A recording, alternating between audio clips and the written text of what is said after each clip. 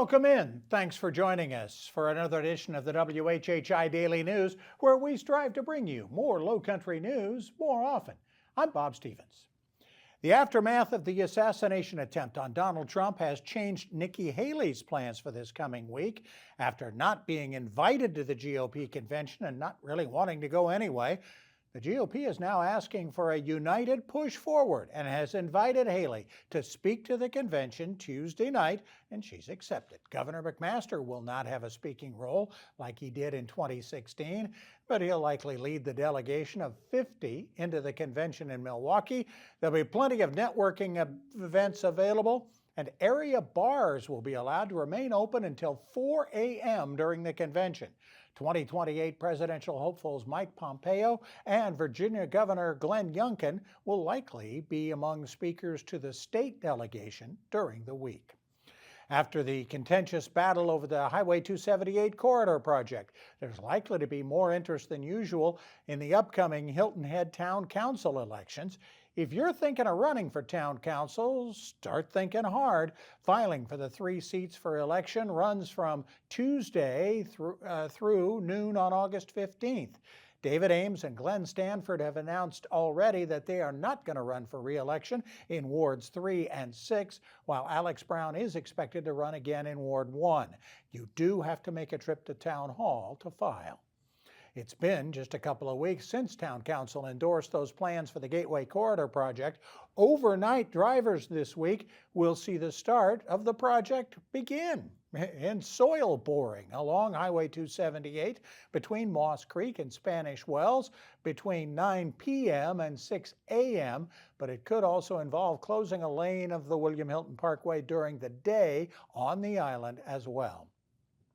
The Bridgette Frazier fiasco, I guess you could call it, in Bluffton is now in the hands of the state's Insurance Reserve Fund to try to settle her $2 million claim against the town after the state DMV realized the Bluffton Town Councilor's driver's license was not suspended after all because of a clerical error, and she should not have been arrested back in March for driving with a suspended license.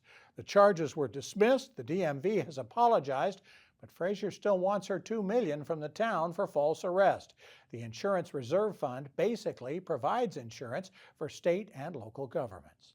The Lowcountry has lost one of its best fishing ambassadors with the death of 30-year-old charter boat captain Nate Riley in a motorcycle wreck late last week. Riley's bike was traveling westbound on Highway 278, collided with an SUV turning left onto Squire Pope Road about an hour after sunset. Riley was the founder of Tighten Up Fishing Charters and had begun working on boats on the island a dozen years ago. And Hardeeville area leaders are reigniting their efforts to add an Exit 3 onto I-95 to give drivers easier access to a huge development project, even as the original reason for the exit, the Jasper Port project, has been delayed. The exit's part of the Riverport Master Development Project, which would create a 4,200-acre commercial, industrial, and residential area just south of Hardeeville, likely adding to the tax base that could help Jasper County's beleaguered schools. Town officials, State Senator Tom Davis, and Highway Department officials are also touting Exit 3 as a new hurricane evacuation route and a way to decrease congestion in the area. Federal and state approval is hoped for by the end of the year. You can learn more and provide your input at riverportexit3.com. We'll talk more with Hardeeville's mayor and with Senator Davis in just a few minutes. For more details on these stories and other Lowcountry news, we invite you to visit the sources listed on your screen. Let's get an update on Lowcountry sports. Justin Jarrett has the latest from LowcoSports. Hey, it's time for Last Night in the Loco on WHHI, powered by LowcoSports.com. When we left you last week, we were eagerly watching to see if any of the Hilton Head All-Star baseball teams could finish off their quest to claim a state championship. And it was the 10-and-under Miners team that finished the job.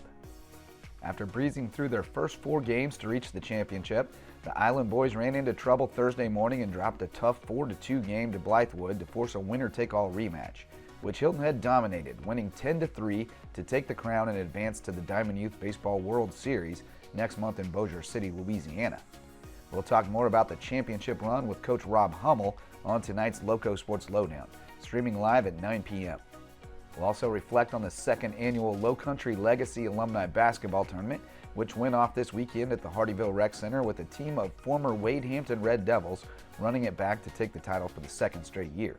The Devils took down Ridgeland Hardeeville alums in the championship game. Always great to see some former Loco high school stars lace them up again and put on a show.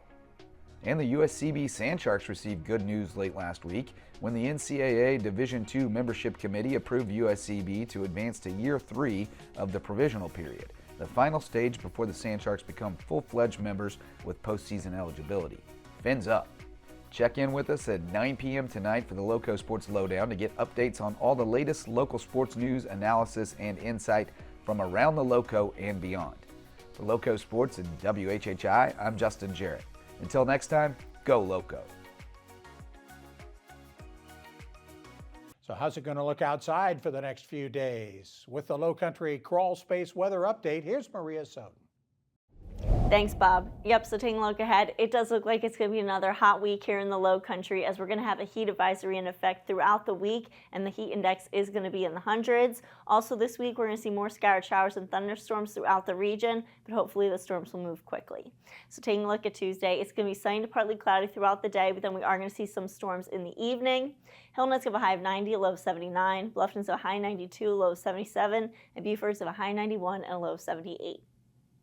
The sunrise for Tuesday is going to be at 6:27 and sunset's going to be at 8:30. Taking a look at the tides, low tide's going to be at 12:52 p.m. and high tide's going to be at 5:55 p.m. Taking a look into the rest of the week, Wednesday it's going to be cloudy in the morning, but then we are going to see widely separated thunderstorms throughout the day and going into the evening. Highs being in the 90s, lows in the upper 70s.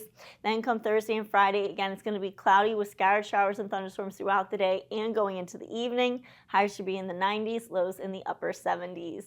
That's it for your Low Country Crawl Spaces weather. Let's send it back to the desk. Thanks, Maria. Still to come on the WHHI Daily News, we're going to talk with Mayor Williams of Hardeeville and also with State Senator Davis about the Exit 3 project. And we're also going to head north of the Broad to check in on the Beaufort Water Festival. Stay with us.